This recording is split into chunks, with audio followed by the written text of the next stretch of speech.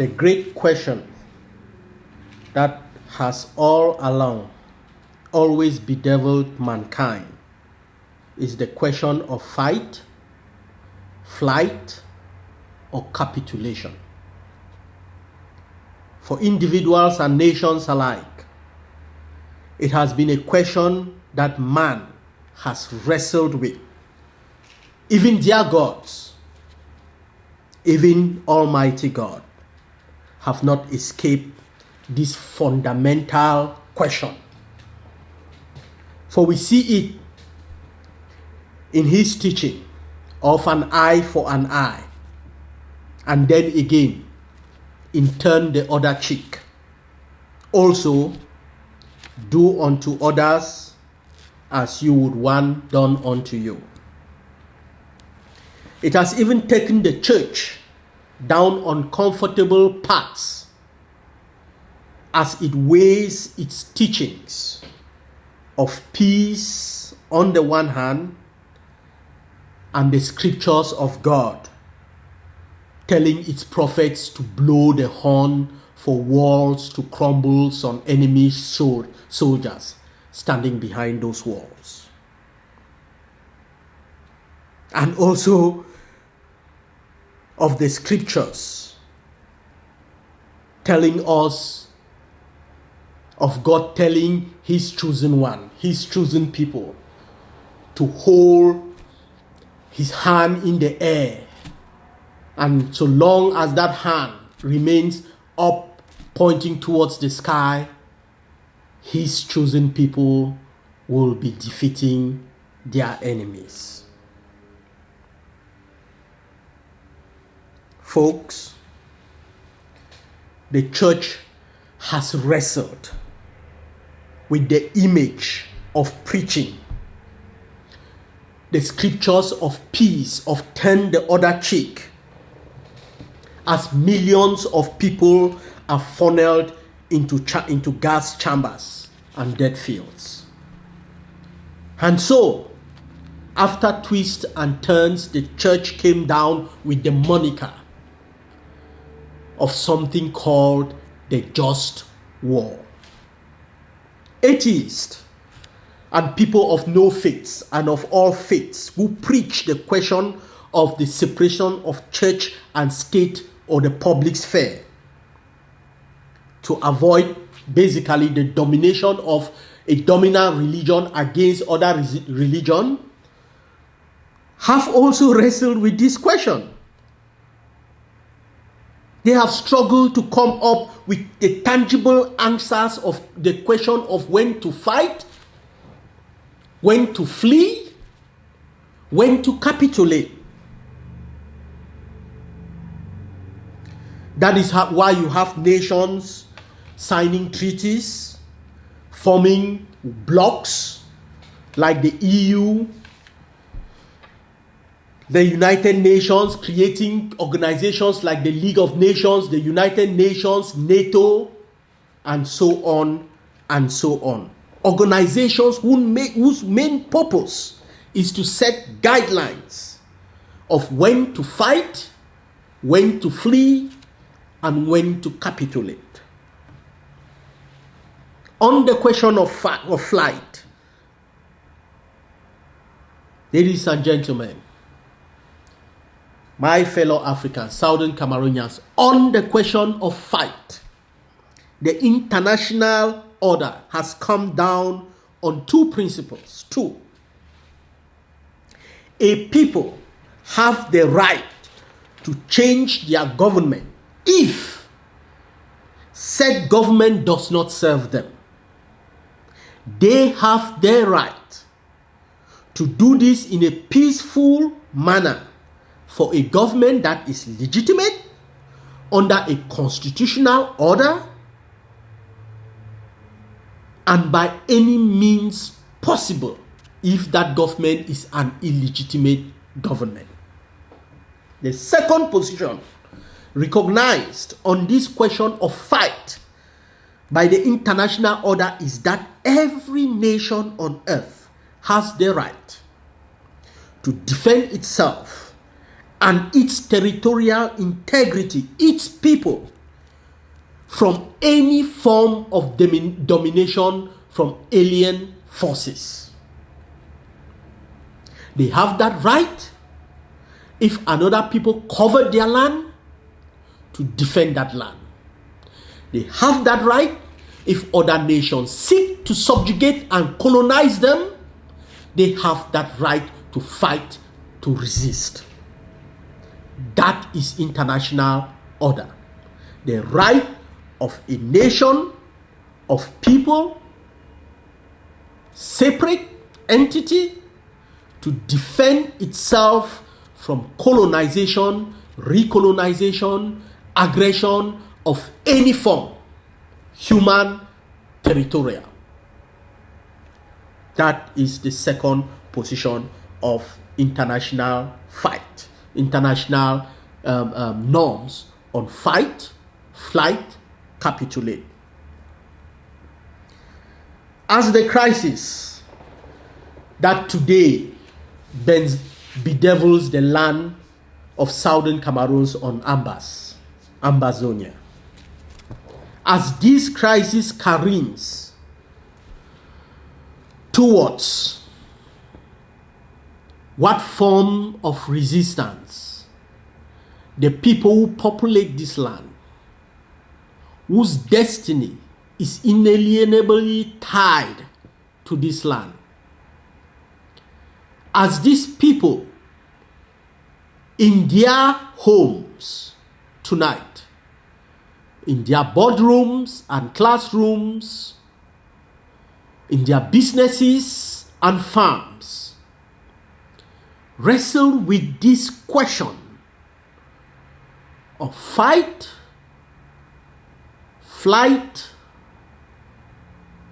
capitulate. They have a question to answer before them.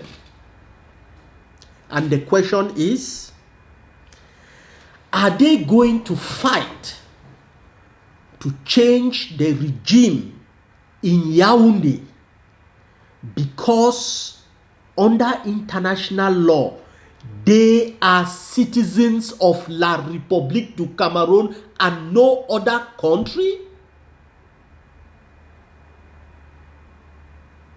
Is the option available when we look at international norms to the people of southern Cameroons on Ambas? Is their only option to change the regime in Yaoundé because they have no citizenship except citizens of La République du Cameroun and so are condemned to change their destiny by overthrowing an illegitimate government in Yaoundé? Or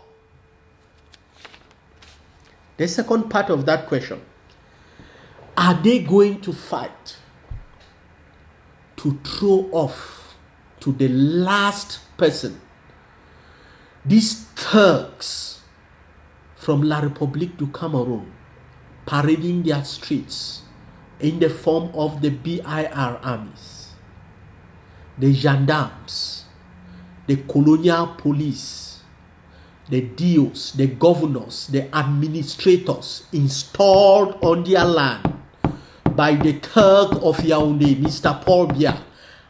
Is their option going to be to throw off these marauders on their streets that are raping their people, that are killing them in the hundreds and the thousands, that have emasculated their territory?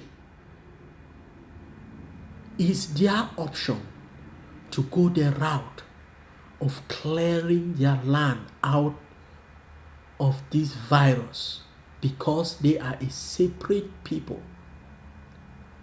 They are an independent people. They are an entity whose citizenship is separate and distinct from the citizenship of La République du Cameroon. Under international order, if that is their citizenship, if their citizenship is not tied to La République du Cameroon, if they are not citizens of La République du Cameroon and are an entity unto itself, a nation unto itself, then under international norms, it is their right, their duty to engage in throwing them off of Buea, not Yaoundé. Ladies and gentlemen, this is Benedict Wanakwa. Welcome to the Ben Kwa Show. I will be bringing in an activist from the southern Cameroons to establish this question. Are these people citizens of La République du Cameroon, whose only option is a change in Yaoundé, or are they a separate, or should be a separate and distinct people whose destiny lies in throwing these people off their land and establishing themselves in Buea? So welcome on the Ben Kwa set, Mr. Wombi. Thank you, comrade. So, from what I had established before about the norms of resistance open to people, whether you are citizens of a country and by such under obligations to change that regime, be it legitimate or illegitimate, if it doesn't serve your purpose, and the options open to you, or whether if you are not citizen of that country, you are instead citizen of another country and you feel that you are being dominated from another country, that those other options open to you. And so my question is, from a perspective of a La République du Cameroon, you are a citizen of La République du Cameroon. Are you a citizen of La République du Cameroon? Well, comrade, I don't really think I'm a citizen of La République du Cameroon, because one, as a citizen of a nation, you need to feel that you need to have that sense of belonging in that nation. You need to have that freedom to express yourself as a citizen of that nation. But if you look at our current situation in Cameroon, southern Cameroonians, they don't feel like they belong to that country at the current state that we find ourselves in now. But then you would see, like, throughout history, they would tell you that, you know, citizens of the same country have always felt alienated, and so alienation from a country is not cause to tell you that you have a separate citizenship. And so what will be your answer to such people?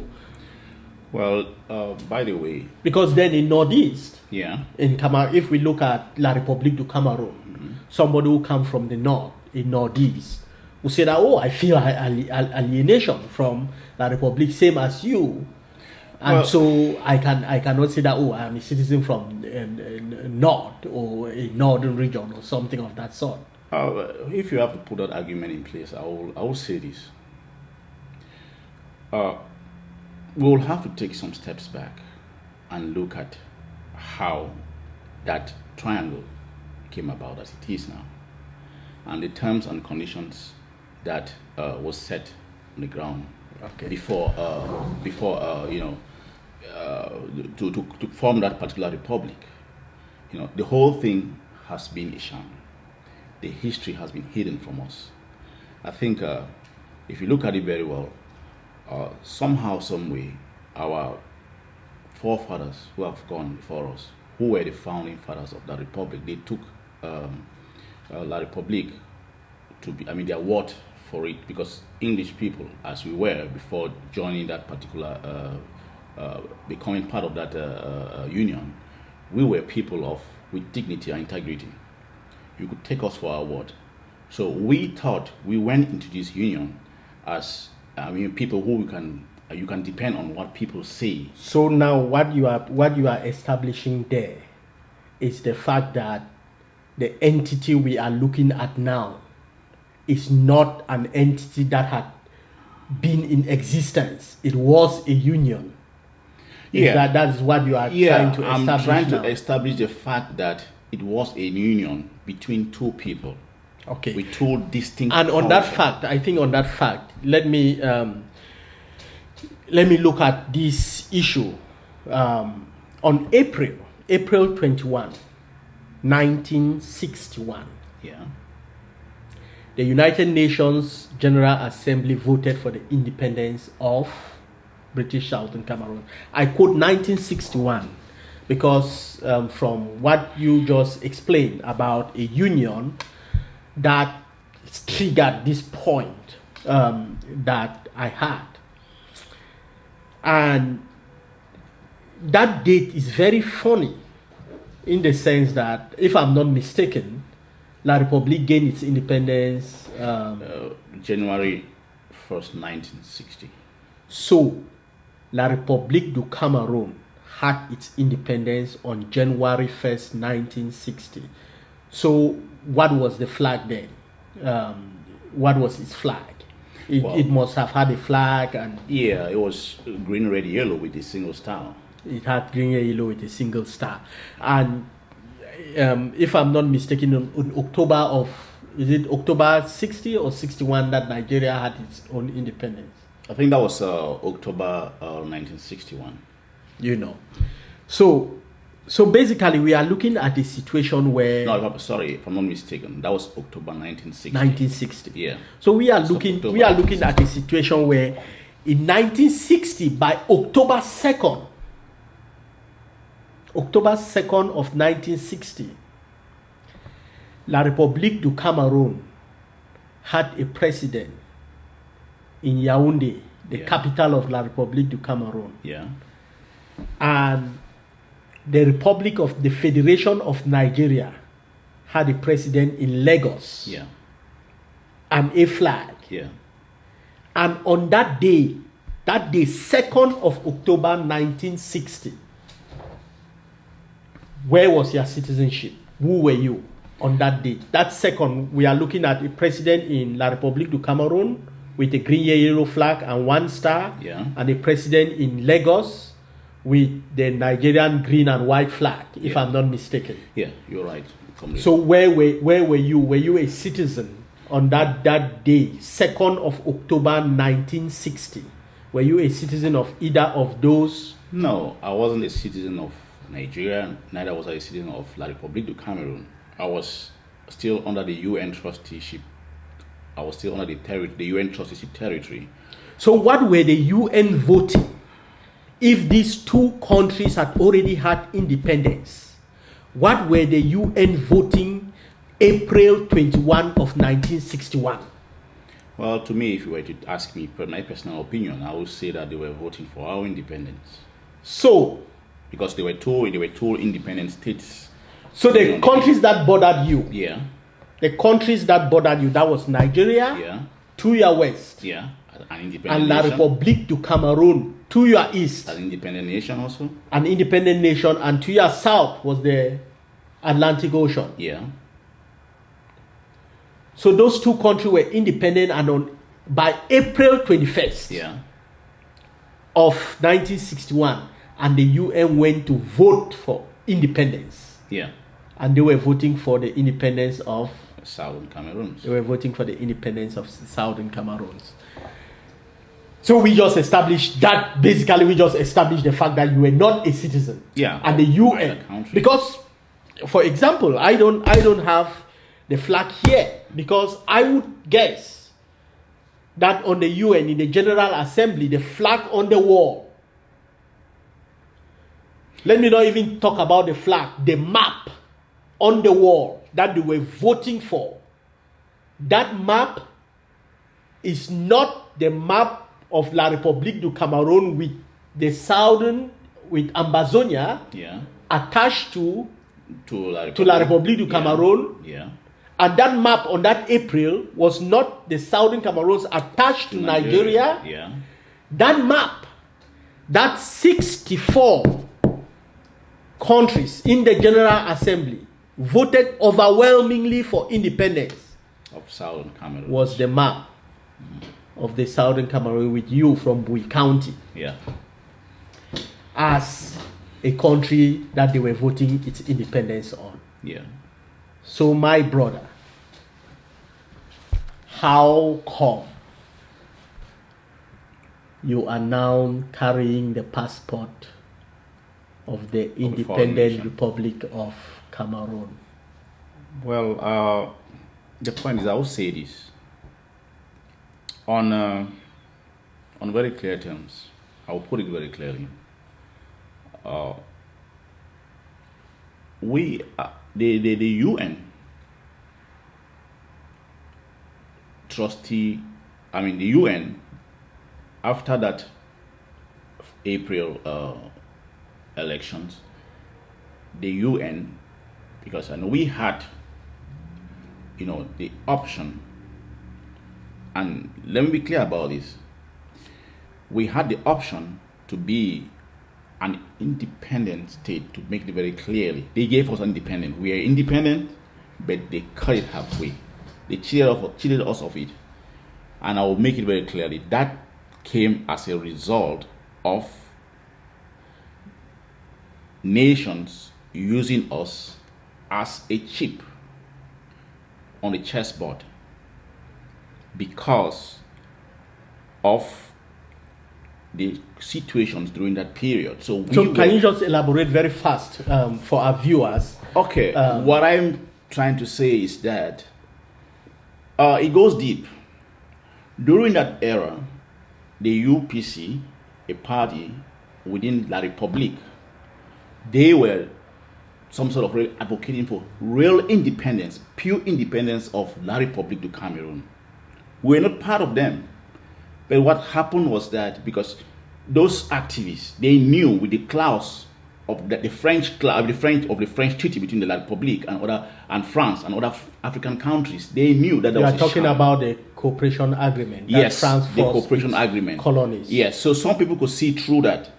They knew that they were not independent. They were fighting for a real independence. So you are talking about an insurrection within La République Cameroon. Yeah, it never concerned us. It wasn't our beef to fight with.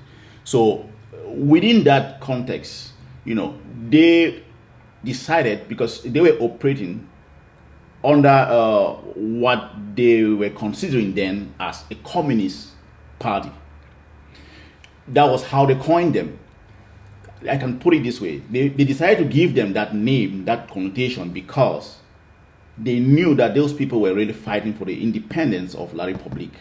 They decided to label them with a bad name that they are communists.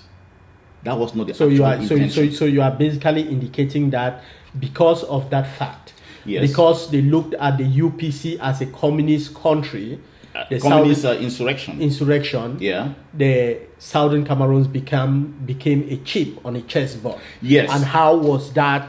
Well, how was that established? The point is that when France and La République, they decided to go after the UPCs who were really seeking for the real independence of La République du Cameroon, most of them escaped and came up into Southern Cameroon. So because they thought we were sympathizers of those people whom they were trying to label as communists. Why would they? Why? So basically, that is you have made a very critical point here. Yeah. Under international law, is it possible for one government to go into another country and arrest citizens in that country, even if those citizens are their own citizens?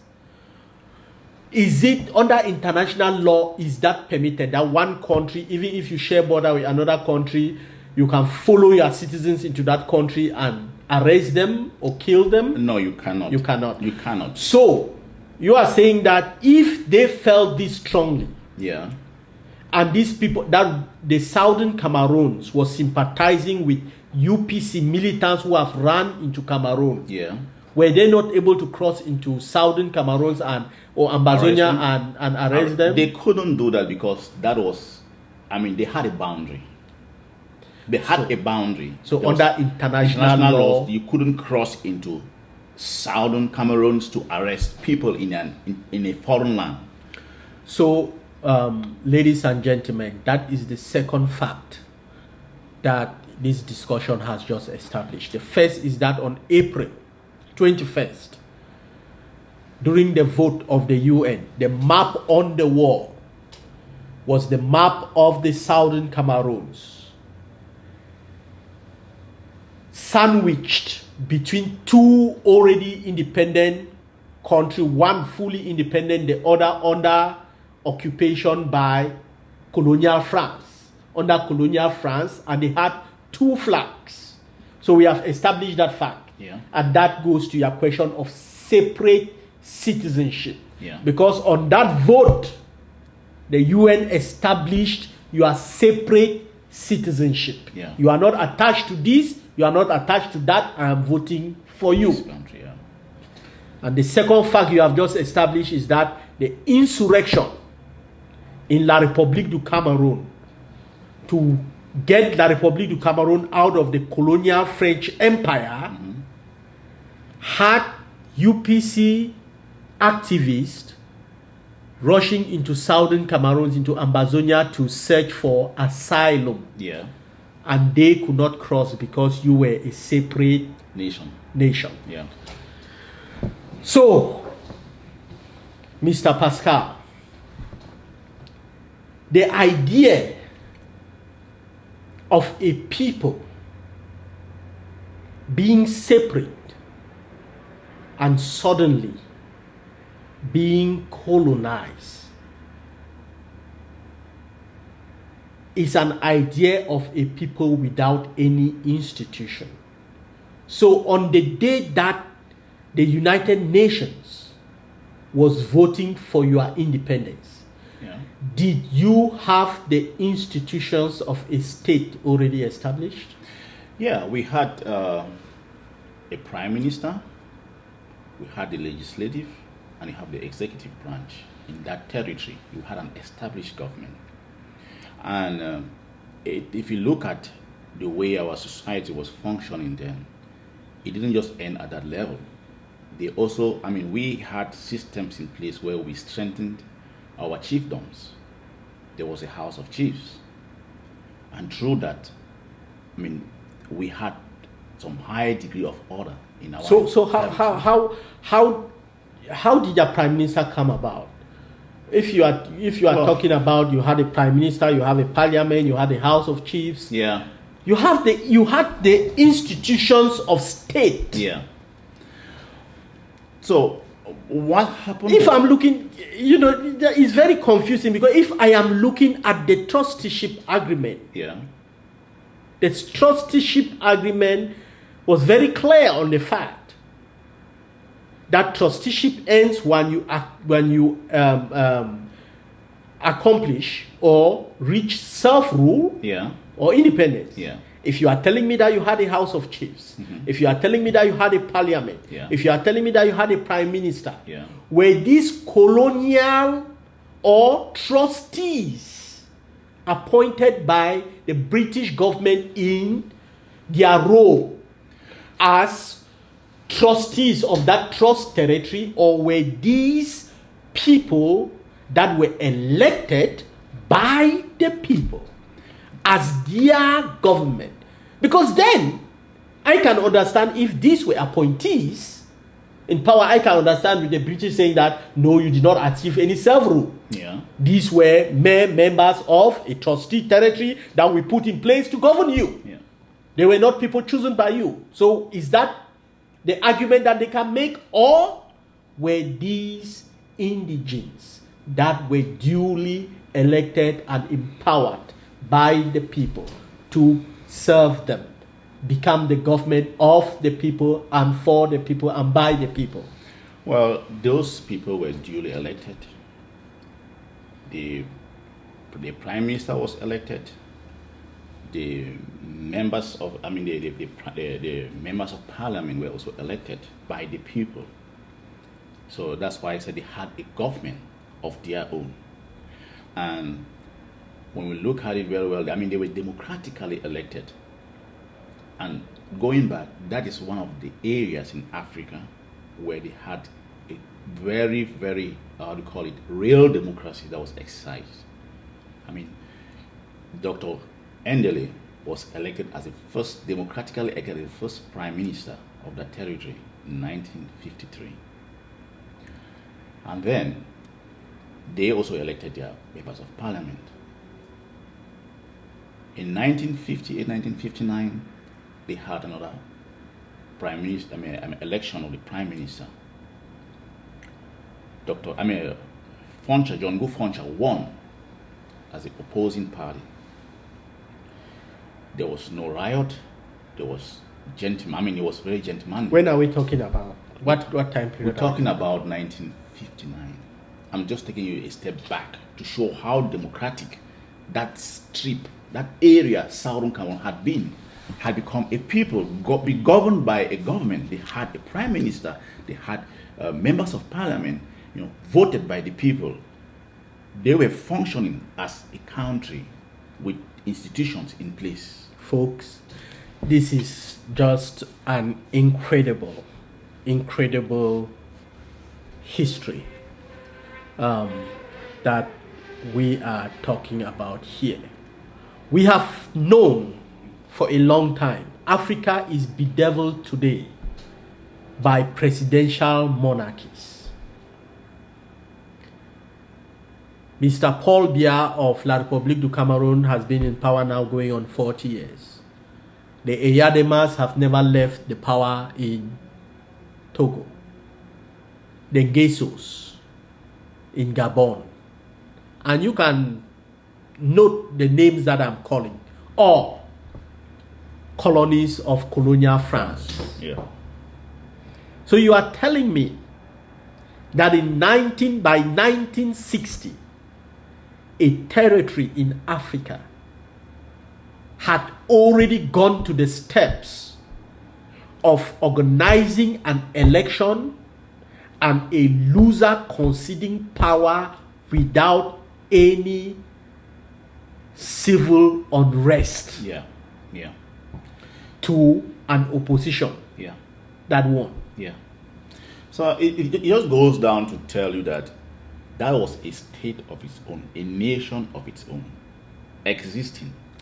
So how do such people come to be in the sorry state that Ambazonia, Southern Cameroon is today? If such, you are talking about something here that other nations are struggling today to establish. You are telling me that these people practice that and then they are under the rule of Turks today?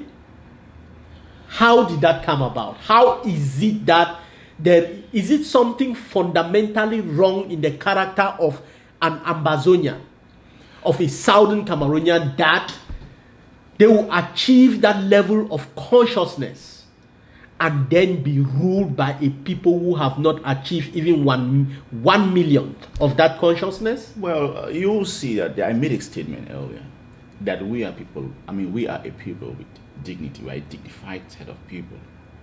We build our country, Southern Cameroons, on, how do you call it? We had that gentlemanly spirit and attitude in us. If you tell me that this is black, we respect it. You tell me that this is white, we respect it. So, during the course of time, as I said, let me take one step back. During the course of time, we talked about, you were asking the question, how comes that we came into this union? So, as they established the fact in April 1961 that they were going for independence of a territory. But what happened was that we were cheated. They say you are going to establish independence. Yes, one, we were independent, but by either joining La République or joining Nigeria. So that's where the cheating part came out. Because during the course of time, because of the influx of the UPCs into our territory, and they were trying to label the UPCs as communists, So we had sympathy for them. What was the fear? And also, I mean, the fear was that, and there were people like, Patrice Lumumba in the Congos around that area trying to really go in for the real independence of an African nation.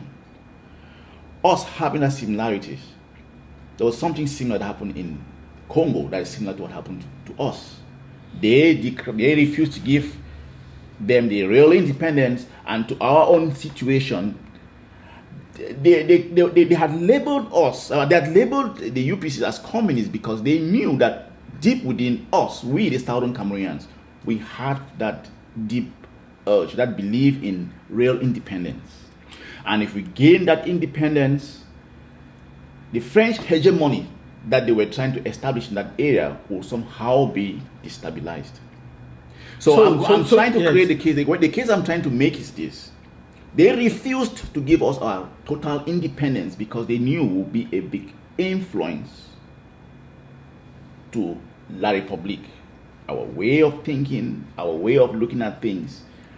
I mean, we will gain the real independence that will shaken the French hegemony in the Central African region, because they will turn back, will be like an influence. Okay, so them. Yes, so in that way, they somehow hoodwink you. Yeah. So you are telling me they hoodwink you, but then for you to do that, if they are hoodwinking you, if you had a prime minister, you had a parliament, you have these institutions of state, there must have been modalities through which you enter into partnership, okay, or union, okay, with another country. Did you sign? There was never, okay, brother, there was never an agreement. After that, they were supposed to establish the fact. How can there be never an agreement, okay, and you are a citizen of La République du Cameroun today? After the 21st of April 1961, the UN, they were supposed to establish, modalities on how the two separate, we're supposed to establish the modality for two states, creating a federation with equal status. And that was supposed to be established by the UN, Britain, and La République. So what happened was that that was actually what was supposed to be arranged upon. Mm-hmm. Okay, moving further, I think it should be in July 1961. Mm-hmm. They met in the Fuman conference. Mm-hmm. They had that. Is that where they signed the treaty to create that two equal parts? No treaty was signed. There was. So you are telling me you are telling me, look, the point that I'm trying to make is this. Mm-hmm. On April 21st, 1961, mm-hmm, the UN voted for a map that is the Southern Cameroons to be independent. Yes. For today, in the UN chambers, mm-hmm, for that map to be fused with any country, whether Nigeria on the one hand, okay, or La République du Cameroun on the other hand, mm-hmm, the UN must have in its vault treaty that is signed and delivered to them, that this is the treaty that fused these two maps together. If I go to the UN, will I see that treaty that says that these two fuse into the one map that is now in the UN chambers? There is no legal treaty, nothing that is holding those two territories together. There is no legal treaty between the people of the Southern Cameroons and the people of La République du Cameroun. So your citizenship was never signed on a treaty that is internationally binding, that says that you become citizen. Because I don't think that you can become citizen of La République du Cameroun whether you sign what type of treaty on earth or whether what type of lawyer look at it. I don't think that you can become a citizen of La République du Cameroun through international treaty. The only thing that you can become is that you and La République du Cameroun create an entity through a treaty where you become citizen of that entity. So what? So my establishes this: there is no treaty that is legally binding those two countries as one country. So you maintain your citizenship. Yes. As You are a Southern Cameroonian. Yes. You are an Ambazonian. Yes. So what is going on now currently is this. We have been annexed and we have been vandalized. We have been abused. Okay. We are dealing with a... So, Mr. Mr. PK, you know this point, and this is one of the things that I really try to establish here. Mm-hmm. Because it has very serious consequences. Yeah. The matter of citizenship tells me that either under international law, you have a citizenship that prevents you from killing a gendarme on the street that has killed your child, that has raped your wife, that has raised down your house, that under that law, you have the right but to change your name. Because if you kill that gendarme, you become a terrorist because you are a citizen of that country and you are killing a member of government of that country, not through legitimate means. Or you are a different citizen of another country and your land is under occupation and you have the right, anybody knocking your door down to rape your wife and kill your wife, to wipe them out of your home, out of your land. That is the seriousness with which, that's why you see me, I'm tackling this point, holding it. I am asking because, as you tell me that why I established that fact of the institution of state is because no one person, not one, not the President of America, not the Pope, not one person can go for a people and sign a treaty as a person for those people. If you have the institutions of state, you sign it, you bring it to your institution of state, you dump it on the decks of parliament, or you dump it on the House of Chiefs, it goes to parliament, it is ratified, and sometimes it goes to the people. It was never done. So my point is, nothing came out from Fumban that went to the parliament of the Southern Cameroons that this is a treaty that we are signing with another parliament, another nation. The only thing that happened in Fumban, the Fumban meeting was just people meeting and talking about the modalities of how they were going to create a state and how they're going to establish a constitution. Nothing was signed as a legal or that's legally binding the two states. So you are telling me that the union between La République du Cameroon that there is no document that the Southern Cameroon will say that to form a federal army. Yes. The Southern Cameroon is going to contribute 10%, 20%, 30% of that army. There is and La République du Cameroon will contribute that. Those were the modalities. If that agreement is not there, who parades the street of the South? Because the army of a country parades the streets of that country. Yeah. So if you are telling me that the Southern Cameroon had an army that had to be merged on the unification day, on the union with La République, on that, did they had an army that was merged with La République's army? They were never merged. So the Southern Cameroons did not have an army that was contributed to a federal army? No. So you are telling me after October 1st, 1961, La République marched because basically since the Southern Cameroons did not sign a treaty and say that I am going to contribute 30% of my sons to an army that will become an army that guards my people.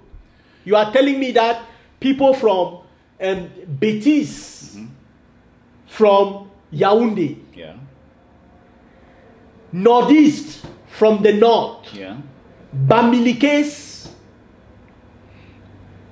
they send their troops and they march into somewhere that they did not identify with the people. The people could not look and say that that's my brother in an army uniform. So an occupation force moved into Southern Cameroon. Yeah, that's a scam that they pulled on us because, one, and I'll go a bit deeper. In July, when they met in the Fuman conference, they had that discussion, just like an informal discussion. So what happened was that 1st of September, Ahijo himself unilaterally decided to create a federal constitution he himself did that without consulting us. Under normal circumstances, they were supposed to sit down as two separate nations, trying to live together as one people and hatch out the terms of how they're going to live. It never happened. Nothing was documented. And secondly, let's make it very clear, in the Fuman conference, they were supposed to have the British and the UN working hand in hand and supporting this process.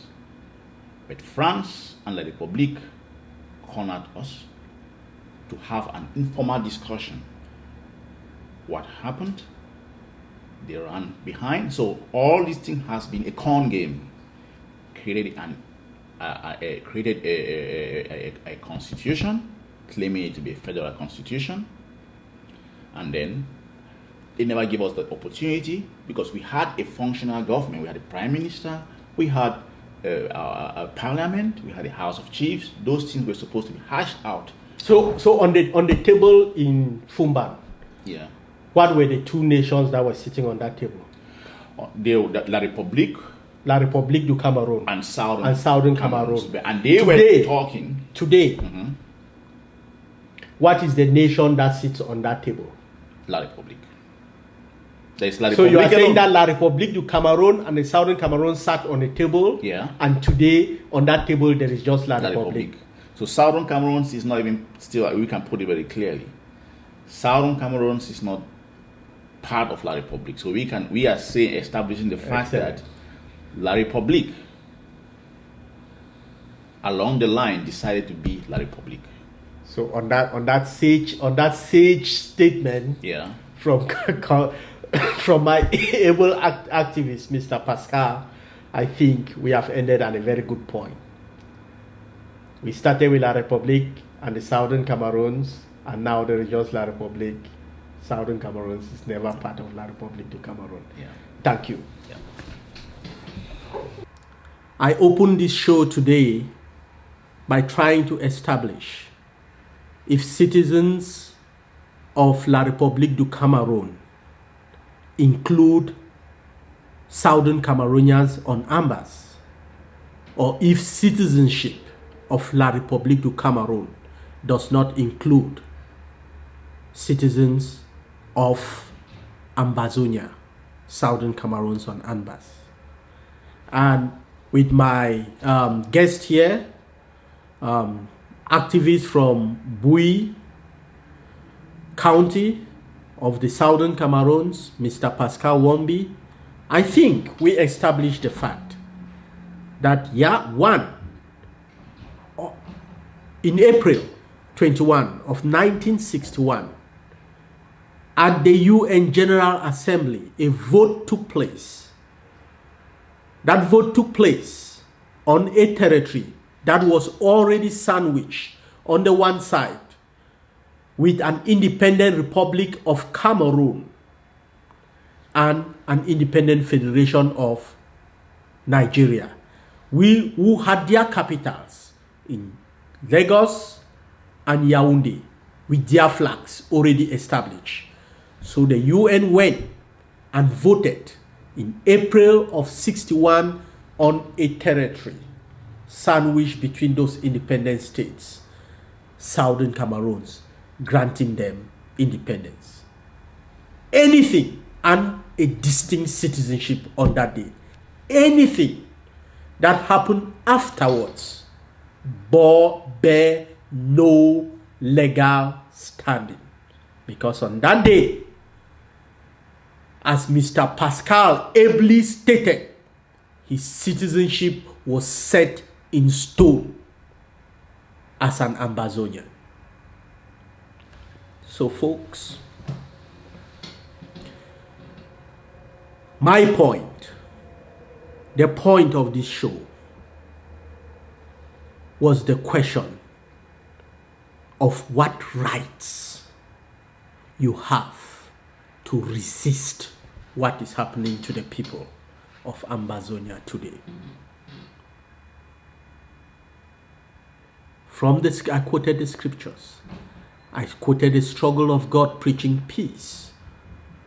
I talked about the issue of the church and just war. I talked about international organization and the rights of nations and people to defend themselves. No treaty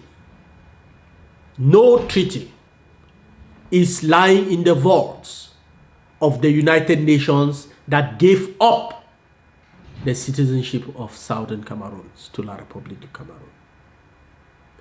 No treaty was ratified by the nation of Southern Cameroon that had already achieved self-rule on the date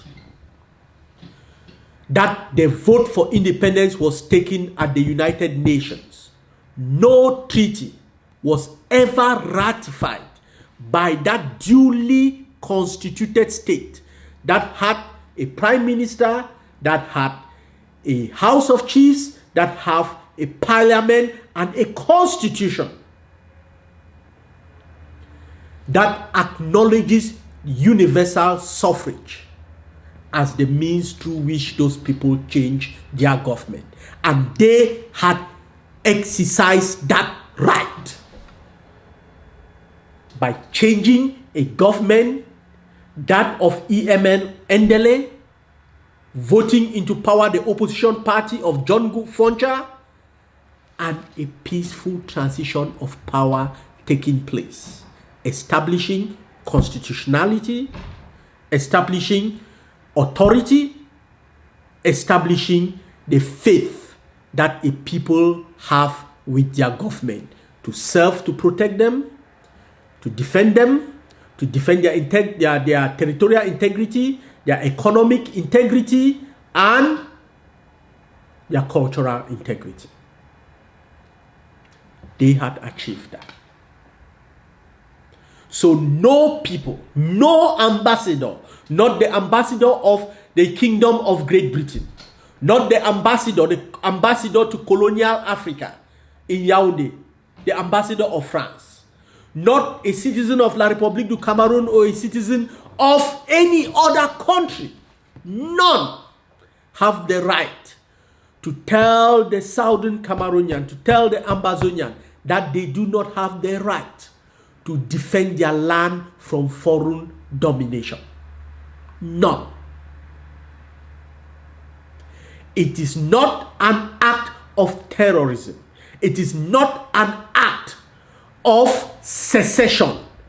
It is not an act of war for the Southern Cameroonian to throw to the last man all vestiges of colonialism from La République du Cameroon, beginning with their army, their gendarmes, and their civil servants, to throw them off of the Southern Cameroons. It is the right of every Southern Cameroonian, of every Ambazonian. It is their right, not just right, it is their duty, their human right and their duty to throw off La République from their land. It will be, it should be a matter of course to do that whenever, wherever, and at what time they like.